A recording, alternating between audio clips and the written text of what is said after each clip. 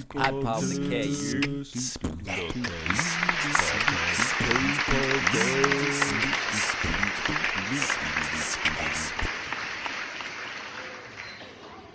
Welcome back, everybody. This is episode 25 of the kPodcast. We got a very special guest here today.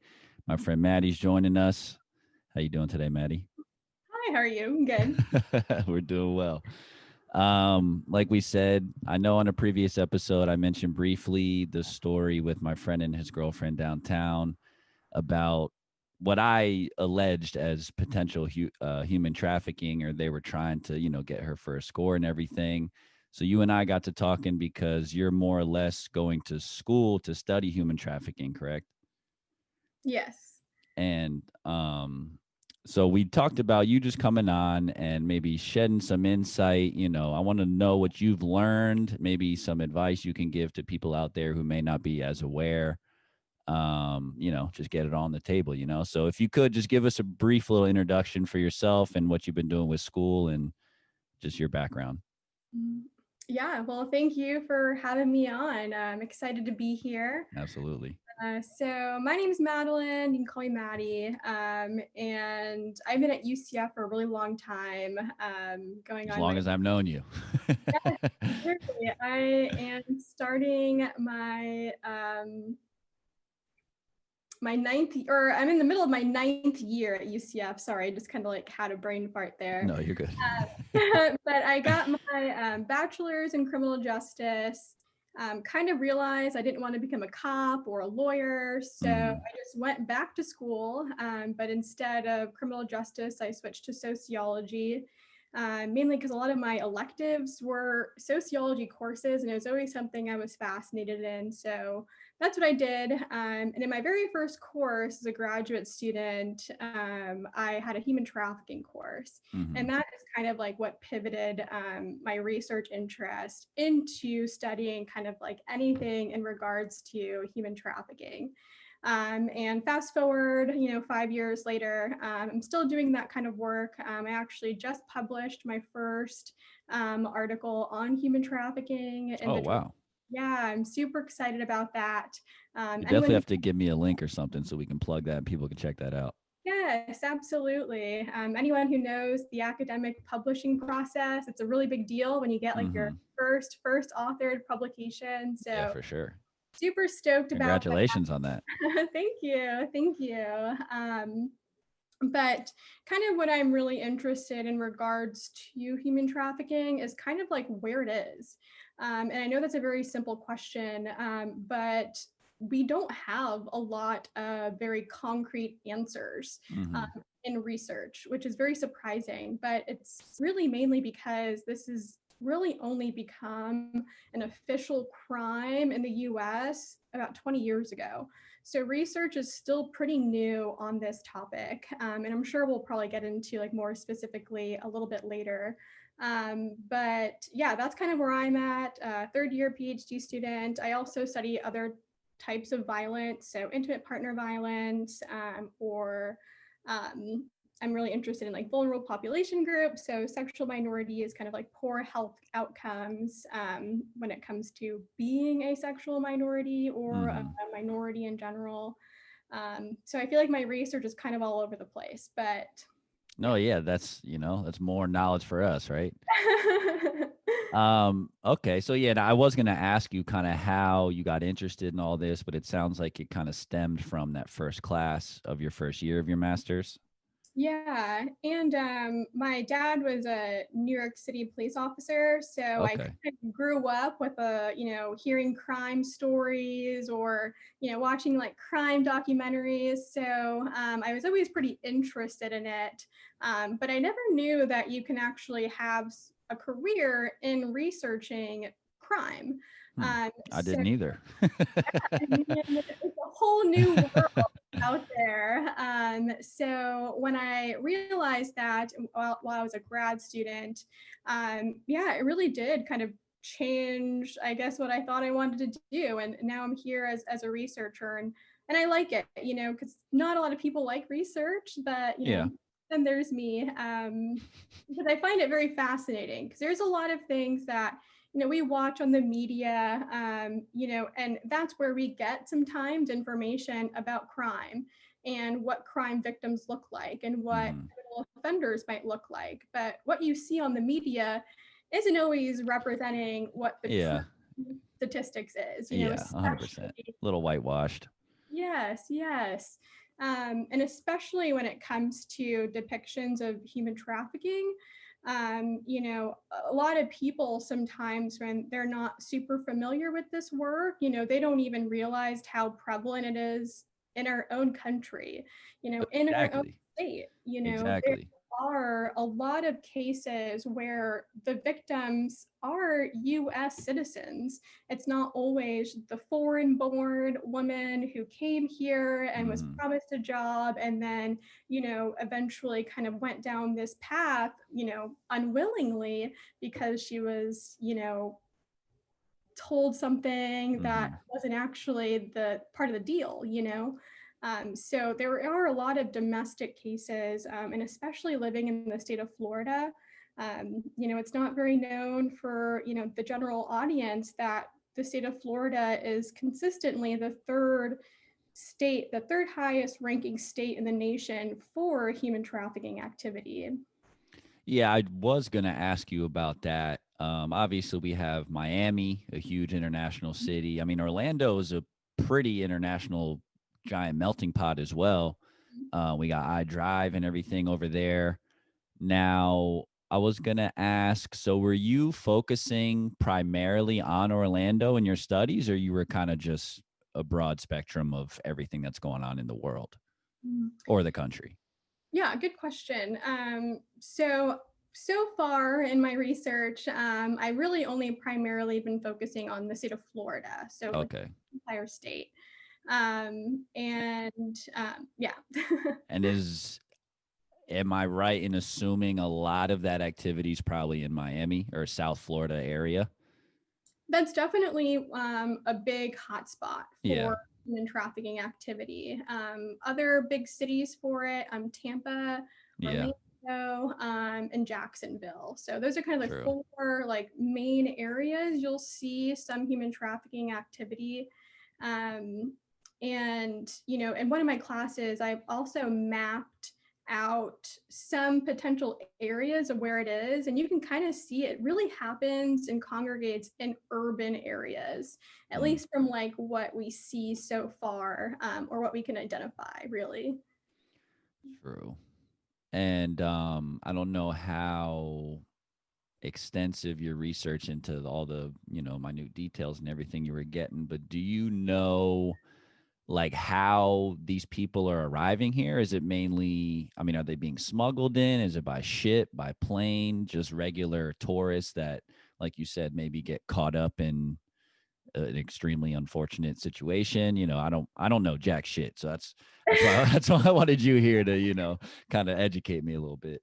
Yeah, that's a good question as well. And kind of what I was talking about earlier, there's a lot of like different assumptions when it comes to like what the typical, quote unquote, typical human trafficking victim may look like. Mm-hmm. And well, certainly there are, a good percentage of cases where it is someone from a different country, who may have financial struggles, or they have some sort of pressure to earn more money for their family for whatever reason that is. And sometimes they'll find like ads online. So Just like Craigslist stuff or something yeah, random like that. yeah, and traffickers get really, really smart with the ways that they try to recruit more people. Mm, And traffickers also have like ads posted on sites that are specific to that country. So, gotcha. maybe, China doesn't have like all these social media apps. Well, they do, but they have different social media apps than we do. And you'll find sometimes that ads are on their specific, Like pop. targeted ads, basically. They know who they're got you. Okay. Exactly. And they'll have it in their language. And so they'll have postings of a job. It can either be like a massage parlor, a lot of cash.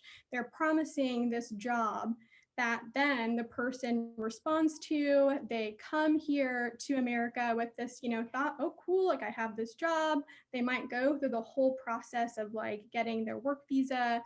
Then they get here and then they realize that it's not what they expected. Yeah. And sometimes it may be that they are at first doing the job that they thought, but then later on, or potentially immediately, the person that brought them there makes it very clear that you owe them a good amount of money for the work that they did to get you here. And Kind of like you owe me. Exactly. Damn. And so sometimes that happens with like foreign born individuals that come here and then unfortunately get into this, type of illicit business. Mm-hmm. But it happens domestically here too. So, there are people who are born here, and one of the riskiest population groups, unfortunately, to kind of get sucked into this lifestyle are runaways. So a lot of times traffickers will target those who are young children. Like teenage girls or something who maybe had trouble at home and just ran away or something.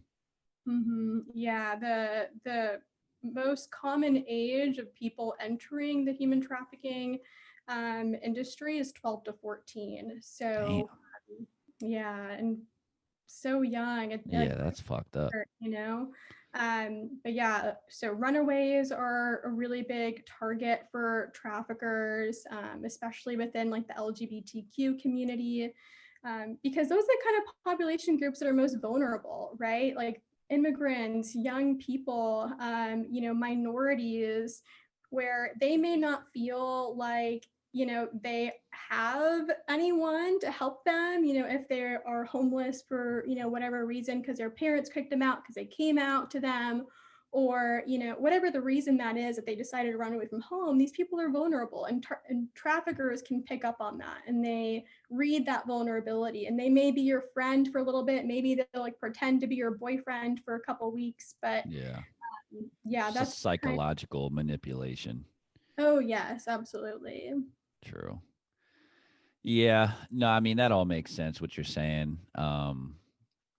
And I was thinking too, I was thinking of questions to ask you and everything. And when I think human trafficking, the first thing that popped in my head is that movie Taken. Taken, yeah. As I'm sure with a lot of people.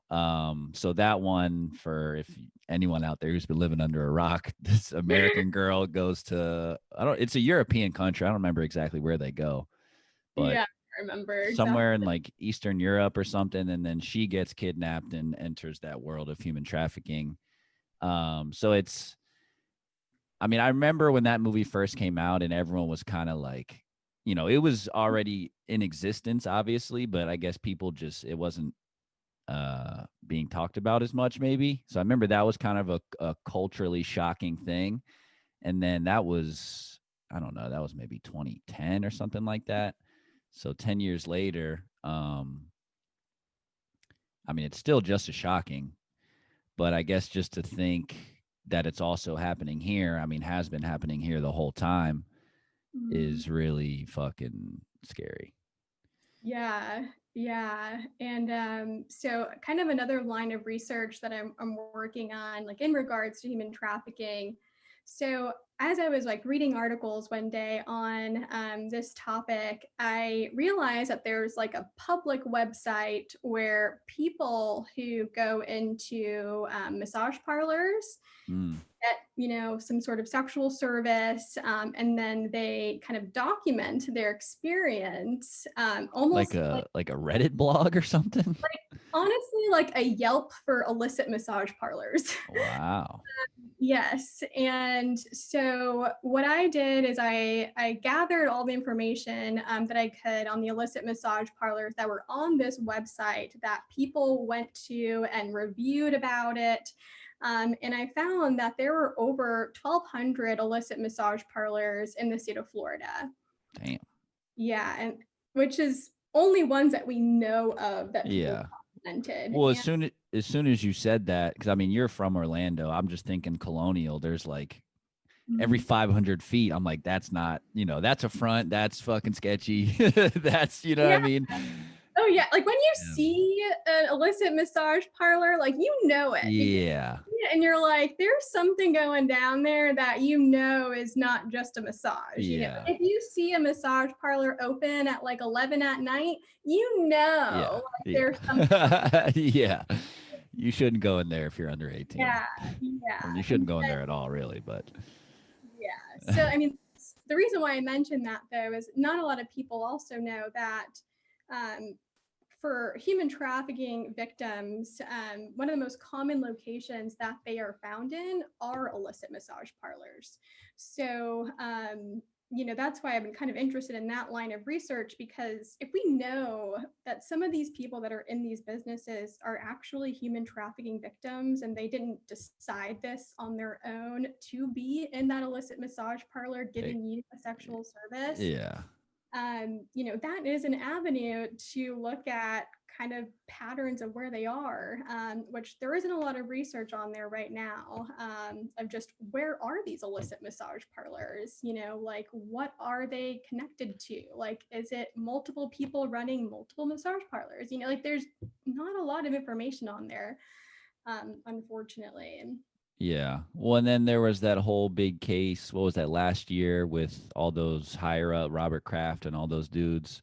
What was that in New York? I think Um, I, somewhere up, I believe somewhere up there, he right? went So to a massage parlor here, actually, in Florida. it was in Like, Florida. I think it was down south, unless we're talking about two different stories. But there was one really big one where I actually don't know the guy's name, because I mean I'm not into sports, and like he owns a team or Yeah. something. Yeah. Well, that's who I'm talking about, Robert Okay, Kraft. yeah. I I think mean, it's in I Florida. think you would probably know more than me, honestly. But yeah, I didn't know that was in Florida though. For some reason, I thought it was in like New York City or something like that. I'm Yeah, sure New York has a bunch of them too, though. yeah, they do.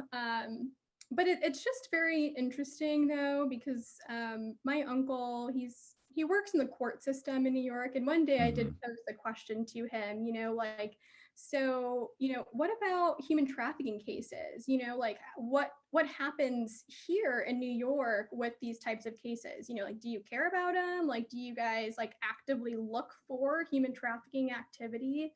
And unfortunately, law enforcement should be where, like they can identify victims or help victims. Hmm. But to be honest, unfortunately, the criminal justice system doesn't really seem to actively want to identify victims or handle these types of cases, which is probably like the hardest part, aside of identifying victims, but working with the criminal justice system.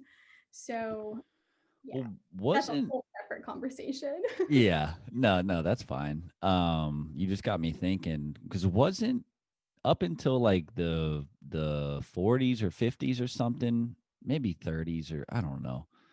I'm bad with history, but wasn't like prostitution and stuff used to be legal in New York City, I believe, right? Back in the day, like the early 1900s. Yeah, I don't want to like miss say anything. So that doesn't Yeah. sound This is all opinion. wrong. Yeah, exactly. I think so. I think that sounds I'm correct. if But I'm not mistaken, I mean, and granted, prostitution and human trafficking are two yeah, different things entirely. Same ballpark, but not really. yeah, But yeah, you just got me thinking about that because I was just thinking, imagine, 70, 80, 90 years ago or whatever, how much of a different world it was. But anyway, we're getting off topic.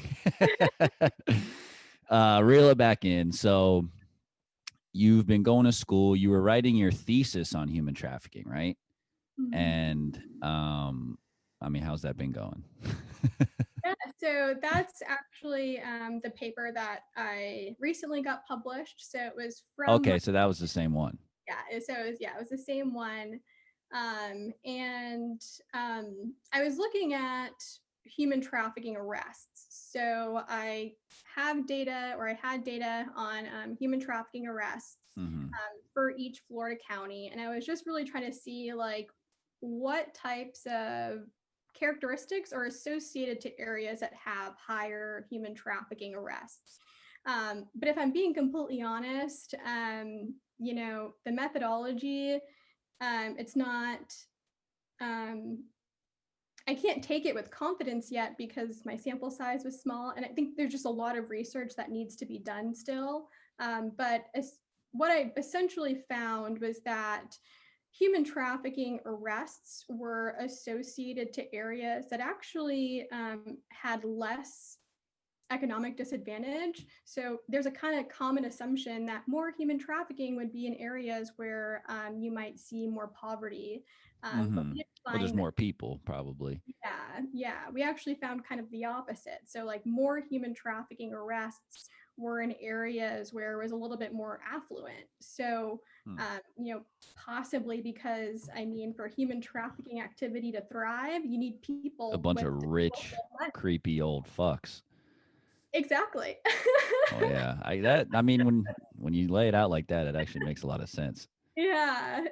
I mean, and I think that's what it is with human trafficking and trying to understand it. It's not like these are groundbreaking discoveries.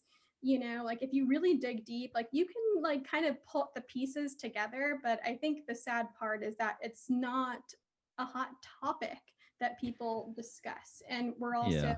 discussing, a vulnerable population group that are victims, but some people may not see them as victims. And that's really just speaking to kind of the larger narrative that we think of when we think about human trafficking. Yeah, no, and that's why I really do appreciate you coming on, because I know you're well spoken. You're obviously what you're talking about. You're knowledgeable, and like you said, I mean, this is kind of a awkward, uncomfortable subject that I'm sure not a lot of people want to talk about. So my hopes was that we get someone who knows what they're talking about, knows how to speak to people. Maybe people can kind of soak up some of the knowledge and hopefully use it to better not just their lives but everybody's lives, because this shit is fucking creepy, man. Yeah. But hang on one second, I know I had some questions for you. um well, first off, I mean, you know it sounds like you're breaking a lot of ground with this research that you're doing. I mean, not to like toot your horn or anything like that, but it sounds like you're kind of pioneering almost like a new department of psychology or sociology, or um, it sounds like you haven't had much help. You haven't had much people coming before you to, help pave the way. You've kind of had to figure it out on your own. So, I mean, that alone is very commendable. So, Oh, thank you. Thanks. um, but yeah, no, I mean, can you speak to that at all? Like, how have you been able to kind of persevere and just keep going, even though you might be coming up at dead ends and you know things like that? Yeah. Um, Yeah, that's a good question. And thank you for that too. Mainly because I feel like sometimes I feel like extreme imposter syndrome, even when you ask me, oh, can you talk about human trafficking? As someone who's researched it for years, I'm still like, do I know enough? Yeah. To Can you be ever know enough? yeah, but yeah, this is definitely a pretty new area of literature. And I think for me, that's the most exciting part because there is so much that needs to be done.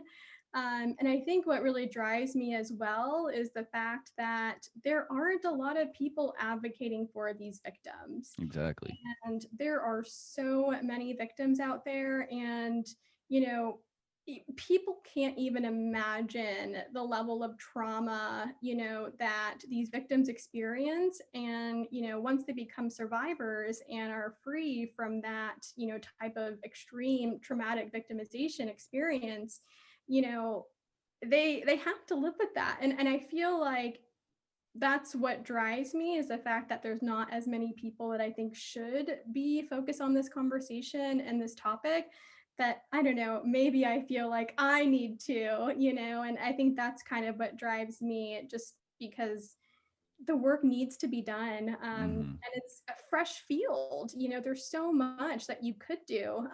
And as a researcher, I feel like if you find some type of topic that has, almost like an open door of just endless possibilities, it's like the most exciting thing, and mainly too, to be able to be a person to actually educate those on this topic. And yeah, and I think I'm always like a helper and a healer. So this is kind of like a natural place that I Natural land chain of in. course for you.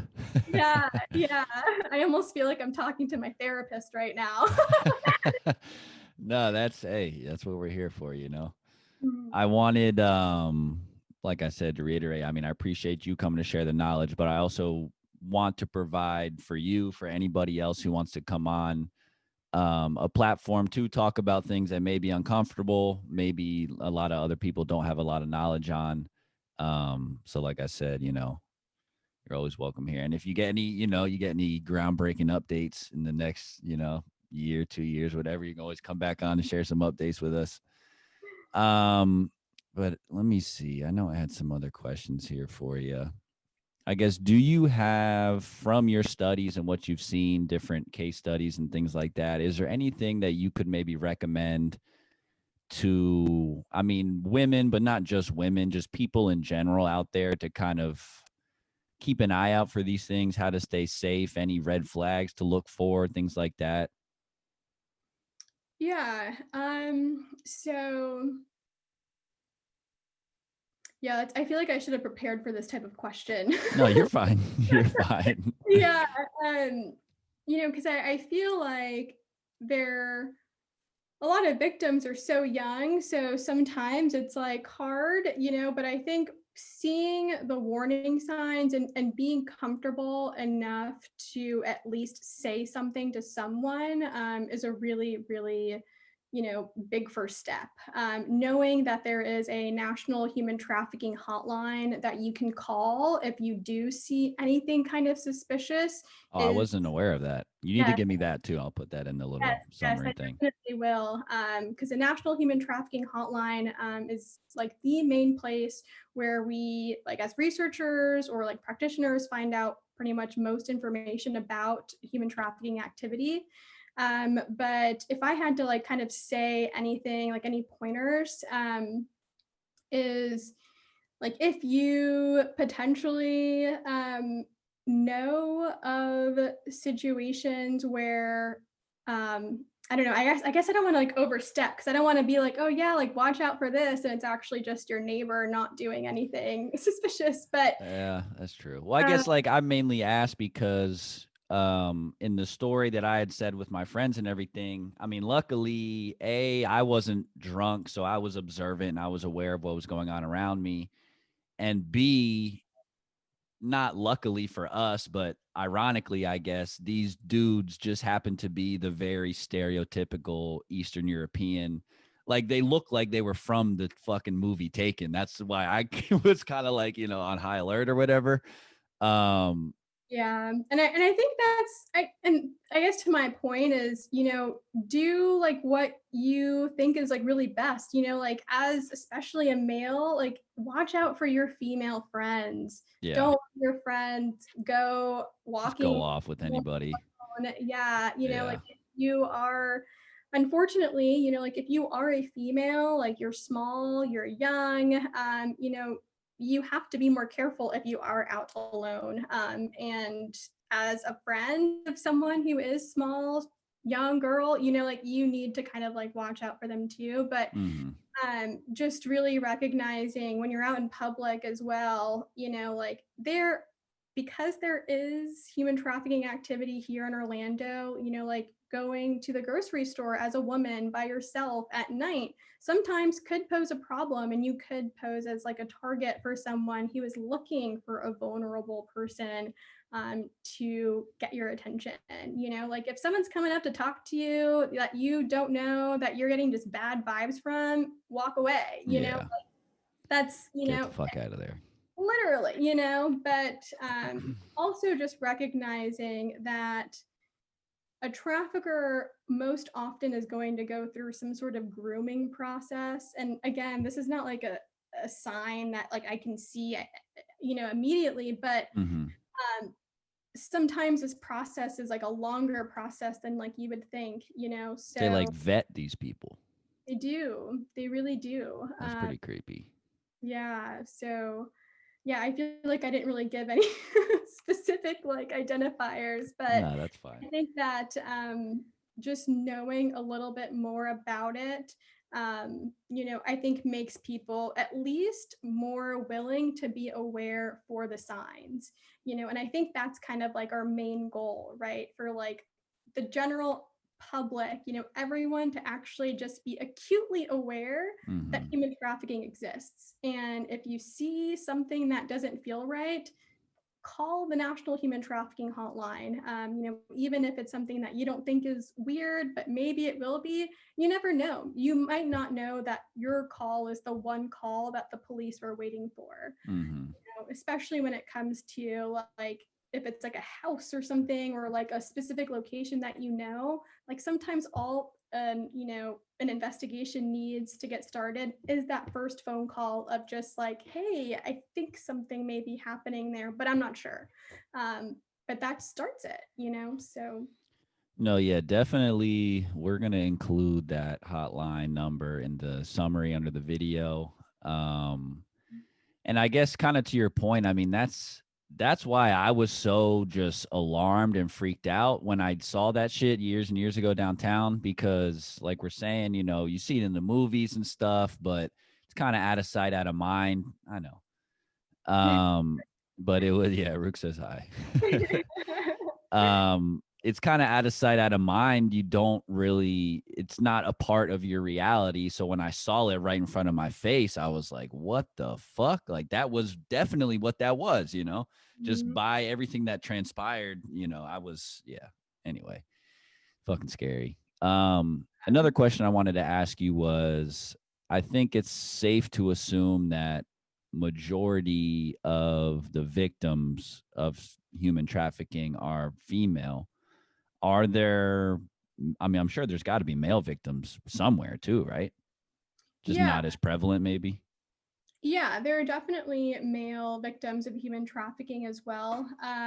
But that's actually a good point that you make because human trafficking actually is not just a term synonymous with sex trafficking, because there are other types of human trafficking, such as labor I was trafficking, going to say there's like child labor and other illegal shit like that. child labor, or just labor trafficking in general. And that's actually was kind of part of like one of the first human trafficking cases like ever really acknowledged was a labor trafficking case, actually here in Florida. Um, Damn yeah, Florida. I know Florida is wild. When people wonder about that Florida man joke and all that shit, I mean, yeah. Yeah, yeah. That's now Florida you is know why. something else. Yeah, but when it comes to labor trafficking, from what is known so far, which isn't a lot, there are a lot more male victims of labor trafficking, and there are kind of more female victims of sex trafficking. Again, that we know of. Okay. Mhm. But now when you say labor trafficking, I mean, I'm thinking like immigration. Yeah. So also, kind of the word trafficking sometimes is a little bit like A little misleading. misleading. Yeah. You don't actually have to, like, if I don't, like, if I don't know, I don't want to say I was trafficked, but if, for example, if someone was trafficked I and, hope not. right, yeah, like if someone was unfortunately trafficked, they don't have to be like moved to a different state or a different location for that to be trafficking, which is like, I don't know why that's kind of like a common misconception, but It's um, more so just like forcing someone to do something against their will, more or less, exactly, and yeah, like, usually including a business sense. yes, yeah. So, and like the legal definition, force, fraud, and coercion are kind of the three elements that you have to prove in order to constitute it as sex trafficking or human trafficking. But when it comes to labor trafficking, a lot of that is really stemming from, maybe similar to immigration, but maybe not really, because some situations it could be that you're forcing someone to work all day and you don't pay them what you should pay them. You pay them like very, very small amounts that they can't possibly live on, but they may live with you, or like they may kind of stay there and they have a debt to you for some reason. So yeah, so maybe kind of like similar to sex trafficking, just not the sex. Fair. Um, and now, I mean, to take it way, way back, now slavery, that is basically labor trafficking, but with zero pay, Yeah. right? Yeah, and I don't even know if I'd maybe even say like slavery is an example of labor trafficking.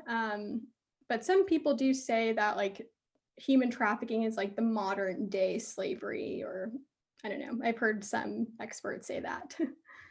Yeah, and I mean, obviously, slavery is the most dehumanizing thing you could do on the on the face of the planet, and I don't mean to compare the two. I'm just trying to like make sure I have a full understanding, because sex trafficking I get. I'm trying to understand, make sure that I fully understand the human trafficking, or the labor trafficking part. Um, do you, I mean, are there any like specific case studies you can think of that were more so related to labor trafficking versus the sex trafficking stuff? Yeah, so there was a big case in Immokalee, Florida, on the tomato fields where they Hmm. had a bunch of foreign-born people working on the tomato fields, but they were getting paid like dollars a day for 16 plus hours of work, and so kind of like with that, like that's just breaking all types of working condition law. Yeah. Um, but they just had no protection, legal protection at all. So I don't know. Am I making sense? Does that make sense? Not, yeah, I'm getting a better idea. Um, so I mean, arguably, the groups of people that are like hanging outside of Home Depot or whatever, I Mhm. mean, regardless of how they're here, that could be technically considered labor trap. Rook, are you fucking nuts? Um, I don't know. I mean, I get what you're saying, and I don't get it at the same time. Yeah. I don't want to sound like an idiot, but I mean, I am an No, idiot you're totally sometimes. not. I'm honestly also like I don't really study labor trafficking, so I guess I don't have like a really good example in like the front of my head. I'm like, what is a good example? Your so your studies are more so on the sex trafficking side. Yes, Okay. exactly. Mm. All right. So we'll stick to what you know. Make it easier on both of us. Yeah. So what about, now that you got your paper published, you got another paper you're working on? Like what's the next couple steps for you? Yeah, I mean, the next steps really is just to continue research in this. Continue research. Yeah, keep grinding. Especially once I finish my PhD, I think when I'm finally kind of like in my position, whatever that looks like, human trafficking will be like one of my primary research areas, because there's so much you can do. You can look at it from obviously like it's the crime aspect of it, like where it is in regards to that crime. But also, there's a whole avenue of like approaches to think about decreasing sex trafficking, and that deals with demand reduction strategies. And basically, what that means is, instead of like, looking at the victims or the offenders who are like the pimps of the victims, look at the sex buyers. If there weren't people willing to have sex with young girls or just women in general to continue on this like commercial sex activity, there would Hmm. be no commercial sex activity to even Yeah, discuss. without the demand, you don't need a supply.